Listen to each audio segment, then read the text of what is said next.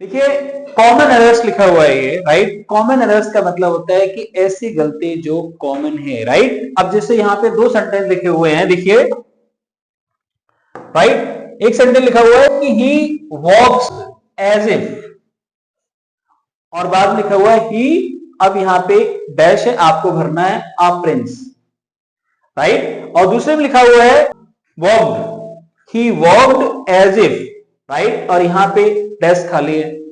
अब आप बताओ कि यहाँ पे व्हाट वी कैन फिल, कौन सी वर्ब लेके आएंगे हम, कौन सी वर्ब भरेंगे?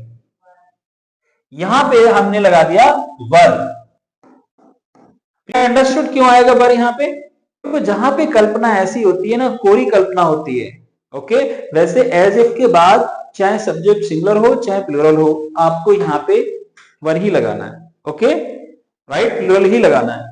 लेकिन जब कल्पना कोरी हो, ऐसी जैसे पूरी नहीं हो सकती, ओके, तो फिर यहाँ पे कि वह ऐसे चलता है जैसे राजकुमार हो, चलता है ऐसे, है नहीं राजकुमार, तो यहाँ पे लिखेंगे he were a prince. Now doll you can tell me, अब यहाँ पे लिखा हुआ है ही वॉक्ड एज इफ, अब यहाँ पे डैश क्या भरेंगे यहाँ पे?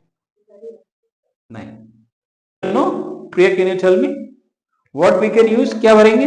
देखो जब यहाँ पे, ध्यान सुनिए, जब यहाँ पे हमारा प्रेजेंट होता है ना ये वाला, राइट, अगर ये प्रेजेंट है तो यहाँ पे तो हमारा वर लगता है, यानी पास्ट लगता है। और अगर यहाँ पे हमारा ये पास्ट है तो यहाँ पे क्या होता है कि वर नहीं, और वर की जो वर्ब होती है उसको हम लगा देते हैं यहाँ पे, इसका हो जाएगा हैड बीन।